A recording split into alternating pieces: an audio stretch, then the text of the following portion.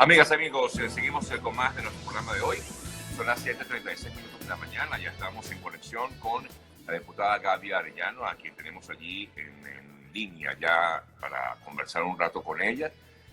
Hace rato estaba haciendo referencia a lo que se está viviendo en Chile y como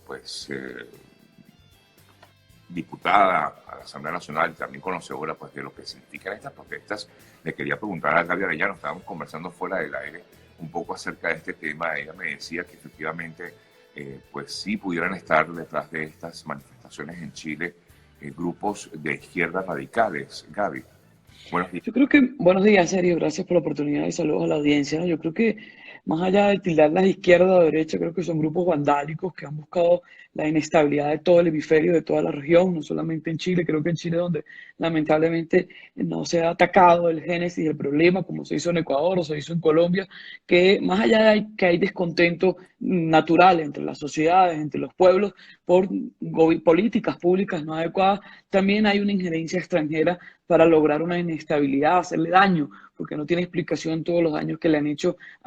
no solamente a Santiago, a varias poblaciones de Chile, y no tiene ningún sentido que un evento de tanta trascendencia en el espectáculo del mundo entero, como es el evento de Villa del Mar, el Festival de Villa del Mar, sea anoche mancillado por estos grupos que, insisto, no tienen una bandera, porque ya se sabe que hay una posible constituyente en este año en Chile, donde se están buscando reformas estructurales del Estado y reformas estructurales para la sociedad, todo ese tema social, y continúan esta oleada de violencia que, insisto, en nada lleva al bienestar del hemisferio y el desarrollo de todo el hemisferio en estos momentos. Sí, pudieran incluso, en algún momento se habló hasta de grupos venezolanos que estarían, grupos de afectos pues, al chavismo que estarían también detrás de todo esto. ¿Tú crees que sea así, Gaby? Luego de varios meses ya se han dado informaciones exactas, por ejemplo, toda la injerencia de las redes sociales desde Venezuela, desde Rusia, para alterar, para crear fake news, para motivar esta violencia, insisto, no solamente en Chile, en Ecuador, en Perú, en Colombia, ya hay demostraciones claras, hay evidencias probatorias donde estos aliados de Nicolás Maduro y de Cuba lo que buscan es, porque allí argumentan su narrativa de que el socialismo del siglo XXI es lo que le da tranquilidad al pueblo en general, cosa que es totalmente falsa, pero ellos buscan bajo una falsa narrativa justificar el daño que le han ocasionado al pueblo cubano, al pueblo nicaragüense, al pueblo venezolano ante otro modelo, porque es una comparación de modelos lo que hay hoy en el debate del hemisferio y del mundo entero. Así es. Gaby, bueno, hemos querido contactarte básicamente para hablar de otro tema. Hace exactamente un año, pues se esperaba la entrega de la ayuda humanitaria a Venezuela. Estuvimos juntos allá en Cúcuta, coincidimos pues justamente en ese instante. Ya tú tienes pues ya un buen tiempo fuera del país y eras parte de toda esta coordinación que se estaba manejando en Colombia para la entrega de la ayuda humanitaria. Recuerdo que días antes conversábamos tú y yo y me decías que la ayuda iba a entrar sea como sea. De hecho, fueron unas declaraciones que hasta virales se hicieron, ¿no? De esos comentarios que tú me hacías a mí en aquella entrevista que te realizaba. Lamentándolo mucho, la ayuda humanitaria no entró ese día, Gaby. A un año de esa situación, ¿cuál pudiera ser tu análisis de todo esto y de cómo pues se ha vivido justamente este año tan difícil, tan convulso como ha sido el que hemos vivido en este último año? Pues. Creo que es serio, luego de 365 días, lo primero del balance que hay que hacer es recordar a nuestros indígenas asesinados, que no solamente lo que sucedió en frontera colombo-venezolana, sino que también sucedió mucho antes del 23 de febrero en el asesinato despiadado, genocida, que lleva el régimen en la frontera de nuestro sur con Brasil. Es allí donde creo que hay que poner el acento importante, como nuestras poblaciones indígenas siguen resistiendo al ataque despiadado de estas mafias que sostienen a Maduro. Luego de un año, recuerdo claramente, porque así lo creía, Sergio, yo estaba convencida de que era posible pasar las gandolas por las puentes internacionales entre la frontera colombo-venezolana en los días de febrero del 2019. Yo estaba convencida porque estaba convencida que las Fuerzas Armadas iban a ceder el paso hacia la petición, el clamor del pueblo venezolano, porque fue pueblo venezolano el que fue atacado del lado del territorio venezolano, en Ureña particularmente, zozobra que comenzó desde la madrugada del 23 de febrero y que se expandió por varios días en el municipio de Pedro María Ureña. Pero también recordar que como estaba convencida en ese momento que las Fuerzas Armadas podían ceder al clamor del pueblo un año después, estoy convencida que nuestras Fuerzas Armadas están ocupadas por injerencia extranjera y es allí la diferencia de por qué no logramos pasar esas gandolas. Porque cuando yo llegué al puente Francisco de Pablo Santander, cerca de las 10 de la mañana, hora de Colombia, acompañado de muchas mujeres, y recuerdo que habían varios piquetes sobre el puente de la Policía Nacional Bolivariana y muchos de ellos se dieron. Recuerdo que 3 de ellos se dieron al clamor, a la exigencia que nosotros hacíamos, pero cuando ya estábamos dentro del territorio venezolano, recuerdo que ya pasando lo que conocemos los tachirenses como la curva de la antigua aduana, hacia ya Ureña, directamente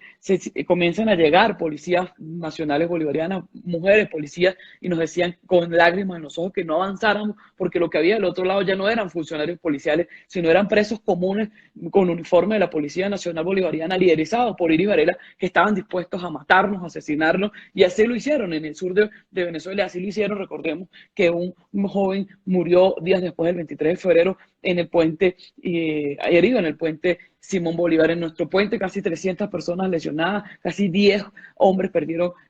algunos de sus ojos por heridas de estos delincuentes, y desde allí para adelante dejar 3 cosas claras. Uno, la ayuda humanitaria no pudo entrar en gandolas hacia Venezuela y todo esto que se acopió en la frontera fue distribuido entre mayo y julio en los albergues, comedores y distintos sitios de refugio que hay entre el puente Simón Bolívar y Bogotá, donde pasan día tras día los famosos caminantes o desplazados forzosos venezolanos, que toda esta comida, todas estas pastillas, todos estos medicamentos sirvieron para los venezolanos, no en territorio venezolano, pero sí en territorio colombiano, y que nunca se dañó ni un gramo de arroz más allá de lo que se quemó en las gandolas el 23 de febrero, que fue por orden de Nicolás Maduro. Y yo esto lo sostengo y lo mantengo y lo he debatido en distintos eventos, porque la violencia fue ordenada por Nicolás Maduro, y hoy tenemos una prueba mucho más relevante, luego de escuchar lo que hizo ayer Freddy Bernal y Diosdado Cabello en San Antonio del Táchira, cuando Freddy Bernal relata que Diosdado Cabello le dio una orden a él y a quienes estaban con las armas del lado venezolano de que como fuese eso no podía pasar. Es allí donde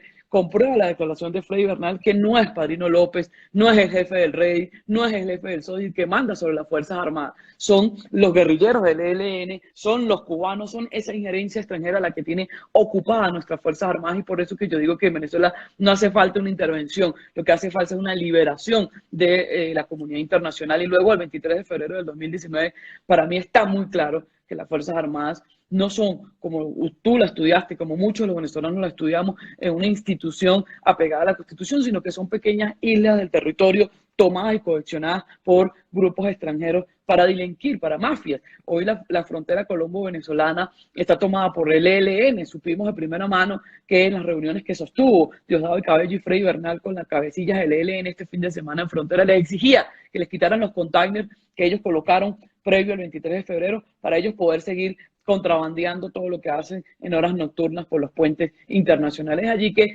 creo que después de un balance de un año, uno, dejarle claro a la comunidad internacional que quienes estuvimos al frente de este operativo, casualmente el diputado José Manuel Olivares, mi persona, y Lester Toledo, nunca manejamos dinero alguno, que el evento del concierto fue manejado por una ONG que fue la que recaudó el dinero y que tiene en su página web explicado en qué ha invertido ese dinero que se recaudó, y que ningún político ni la Asamblea Nacional tuvo nada que ver con ello. Otro evento fue el post-23 de febrero, que fueron el de los militares, que es donde hay una investigación en curso en la Fiscalía General de la República de Colombia, donde nada tuvo que ver ni Lester, ni José Manuel, ni mi persona, y que nosotros, nuestra responsabilidad, que era visibilizar, recibir la ayuda desde el 8 de febrero hasta mayo de los distintos gobiernos hermanos del hemisferio, fue distribuida y que no se dañó absolutamente nada. No lo digo yo, lo dice el informe de USAID, lo dice el informe de la unidad de riesgo, y lo certifican las fundaciones en Bucaramanga, en Tunja, en Pamplona, que recibieron esta ayuda que fue donada por los gobiernos del hemisferio. Yo quiero precisar algunas cositas, diputada Gaby Arellano. Una de ellas, justamente esa ayuda, todo eso que se había recolectado. Comentabas que había sido repartido a venezolanos que estaban en la frontera. ¿Podemos asegurar realmente, Gaby, que no se perdió nada de esa ayuda aparte de lo que se quemó? Te lo puedo asegurar, y te puedo dar el teléfono, si no lo tienes, de Alba en Bucaramanga, de la Fundación Dos Tierras, que recibió donativos y le dio a todos los caminantes desplazados forzosos, a Dani Uribe en Tunja, a Vanessa en Pamplona y así distintos refugios, albergues, que la mayoría, por cierto, son coordinados por mujeres. Algunos de ellos han tenido que cerrar después de un año porque, bueno, pagar los servicios acá en Colombia son muy costosos y esto es todo voluntario, pero algunos de ellos todavía continúan. La fundación que está en los patios en Cúcuta, de que atiende a venezolanos día y noche, continuamente hasta el sol de hoy, recibieron no solamente en la ruta entre Simón Bolívar y Bogotá, en Barranquilla también fueron distribuidos estos alimentos y en Manizales, la mayoría de esas 1.000 toneladas, exceptuando las que se quemaron en las gandolas en el puente Francisco de Paula Santander, eran alimentos, sobre todo algunos insumos de limpieza, de higiene para niños y adultos y muy pocos medicamentos, porque recordamos que tanto USAID como los gobiernos dejaron claramente que si al aperturarse el corredor humanitario ellos iban a hacer la llegada de aviones con medicamentos, que es lo que más se necesita, pero para evitar el acopio de estos medicamentos por mucho tiempo, pues el plan era que al momento de la apertura del corredor iban a ingresar los medicamentos. Allí que la mayor cantidad fue comida y fue distribuida y está certificada por estos dos organismos. Y lamentablemente estos mitos que auspició el régimen y que sigue diciendo todos los días que nosotros nos lucramos de la ayuda humanitaria, pues simplemente son falacias de esa narrativa desgastada de quienes hoy usurpan el poder en Miraflores. Una de las tantas preguntas que mucha gente se hace y me la hacen, incluso a mí, ¿qué pasó con ese dinero? Tú lo comentabas hace rato, pero yo quiero saber exactamente porque, claro, inmediatamente dicen, bueno, ese dinero se lo robaron los diputados, ese dinero se lo robaron los integrantes del Partido Voluntad Popular o del gobierno interino de Guaidó. ¿Qué pasó con el dinero del concierto? ¿Qué pasó con todo ese dinero recaudado? Gaby, ¿qué pasó con esa plata? No, yo creo que aquí hay un tema de comunicación que no se ha dejado muy claro, que en Cúcuta sucedieron 3 eventos en mismo tiempo y espacio, que fue el concierto, que fue organizado por una ONG, Lively. Ellos tienen una página web, yo invito a todos los que nos ven, a todos, yo se lo he dicho en mis redes durante un año consecutivo, pueden acudir a su página y allí está especificado cuánto recaudaron y en qué lo han usado y lo han estado usando, que nada tuvo que ver y nada tiene que ver ni la Asamblea Nacional, ni el gobierno interino de Juan Guaidó, ni quienes estuvimos al frente, y repito, ni Lester Toledo, ni José Manuel Olivares, ni Gabriela, ya no tuvieron nada que ver con la organización del concierto y con los recaudos que llevó el concierto. Otro evento fue el de la atención a los militares, que fue post 23 de febrero, que estuvo a cargo de Rosana Barrera y Kevin Rojas, que es donde hay una investigación en curso en la Fiscalía General de la República, y quien les habla ha solicitado a la Fiscalía General de la República de Colombia resultados, pruebas, si son responsables y son culpables de lo que se les acusa.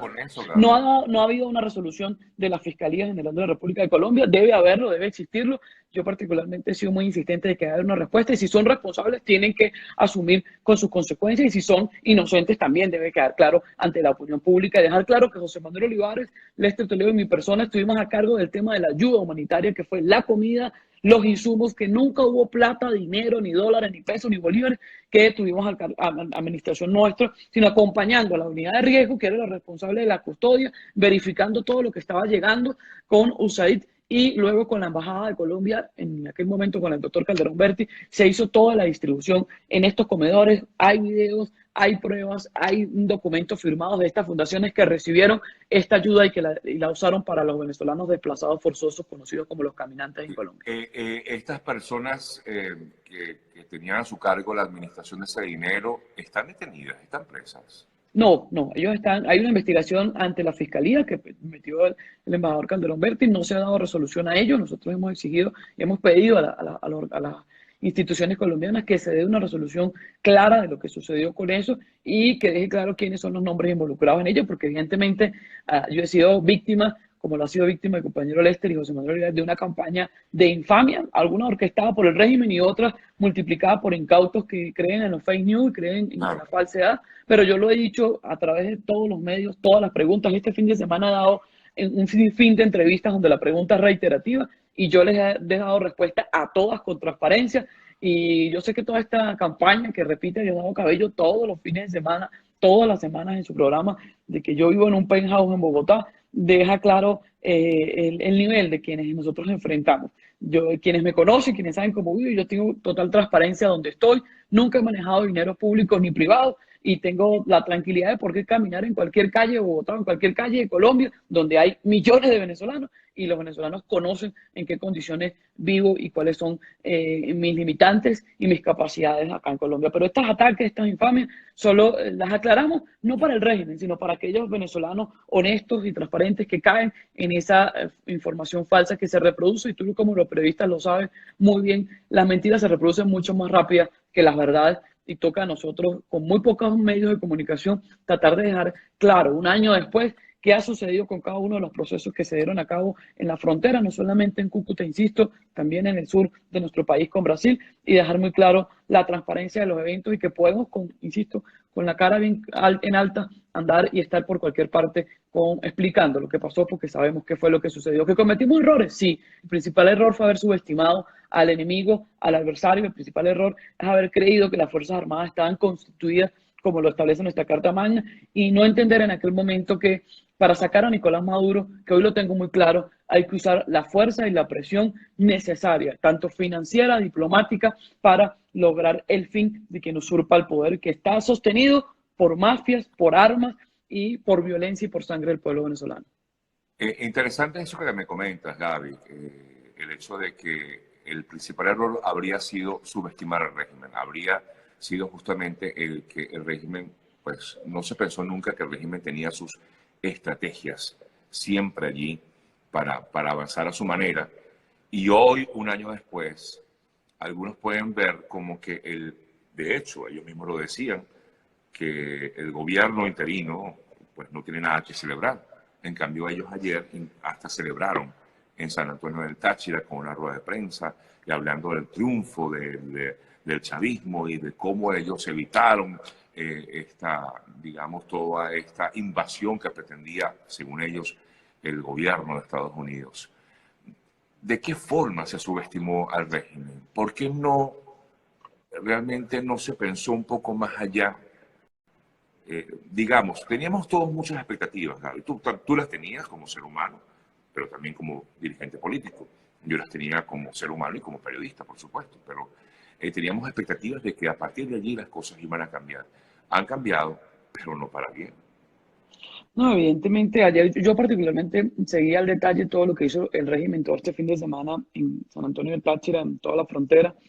Primero, dejar claro, ellos lo llaman la batalla de los puentes. Allí recordar, y la historia reflejará en el futuro inmediato más detalles de lo que allí sucedió. Yo quiero dejar claro tres cosas. Nosotros subestimamos, Gaby Arellano subestimó al régimen al creer que solo al tener conversaciones con militares activos, porque las tuvimos. Recordemos que a las 5 de la mañana de ese día en el puente Simón Bolívar, dos tanquetas de la Guardia Nacional, manejadas por funcionarios honestos, leales, llegaron hasta el puente, dejando claro que lo que venía al otro lado y que las órdenes que venían desde Freddy Bernal en el puente Simón Bolívar específicamente eran la de disparar y asesinar a quien pasara a territorio venezolano. Del lado del puente Francisco de Paula Santander, donde estuve yo, lo liderizaba la señora Iris Varela, con los pranes de las cárceles comunes que les pusieron uniforme. Esas horas donde no dormimos, ni José Manuel, ni Lester, ni todos los que estábamos allí, entendimos en esa madrugada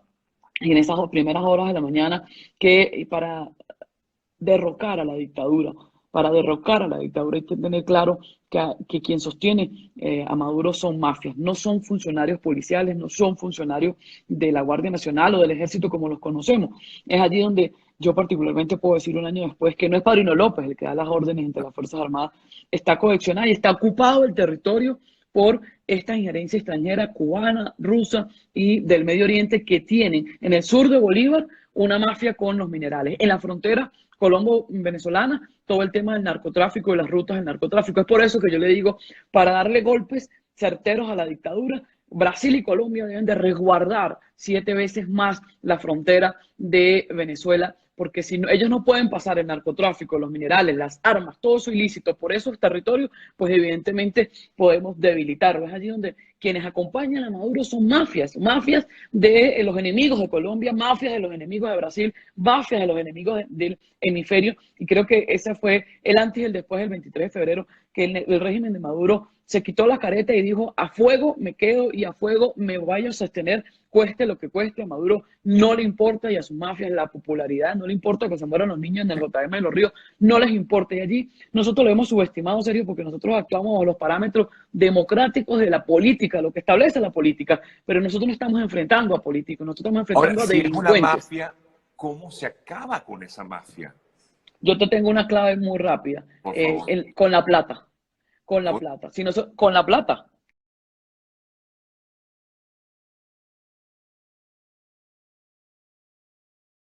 Si nosotros le pagamos el dinero a esas mafias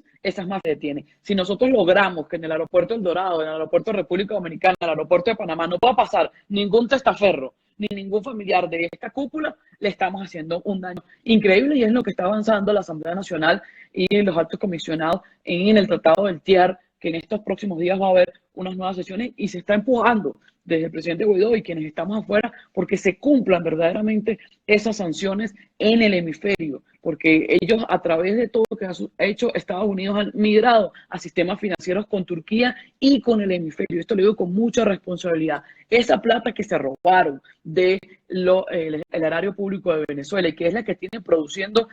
armas, droga y todo esto ilícito, sigue pasando entre los bancos de Argentina, de Brasil, de Colombia, de Europa. Y es allí donde,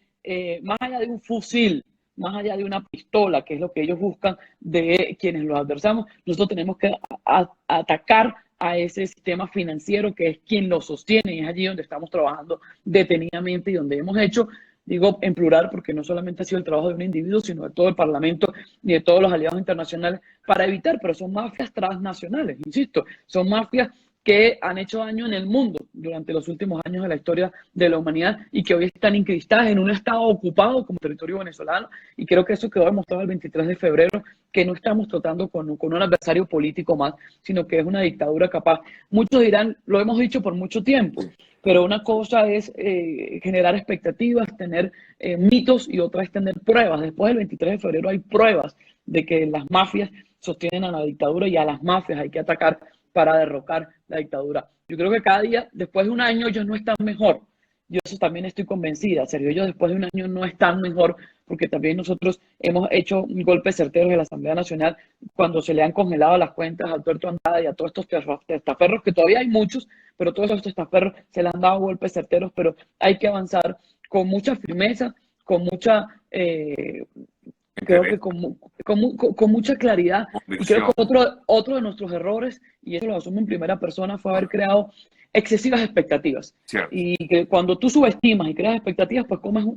cometes un error. Y creo que ese fue el error de quienes estuvimos allí al frente, y lo asumo en primera persona, haber elevado unas expectativas que no podíamos cumplir, porque detrás de esas dólares no venía ningunos marines, no venía ninguna fuerzas extranjeras como el régimen o el imaginario del venezolano lo creyó. Y creo que dejar claro allí en ese momento fue una de nuestras irresponsabilidades o nuestros errores, por llamarlo de alguna manera. Luego de un año el balance yo lo hago con mucha serenidad y asumo mis errores, asumo que no hayamos logrado el éxito, porque yo estaba convencida, yo me fui con mis maletas a Cúcuta porque yo pensé y estaba convencida que en los primeros días de marzo iba a estar en mi tía Michelena del 2019. Yo lo hice con pasión, con dedicación. Quienes estuvieron conmigo allí supieron y vivieron que fueron muy pocas las horas de sueño en esos días y donde le pusimos todo, porque así lo he hecho yo y así lo sigo haciendo. Cada vez que asumo una responsabilidad, la hago con toda la pasión y el amor, entendiendo cada día más de los errores y de los golpes, la mayor serenidad y la mayor entereza para enfrentar a quienes estamos hoy enfrentando en Venezuela, que es una mafia que tiene tentáculos en el mundo. Nosotros quienes estamos en Colombia no estamos exentos de persecución, de ataques, de aventamientos por parte de los tentáculos de la mafia de Nicolás Maduro. Gracias por su... Sí, serio, siempre. Seguimos.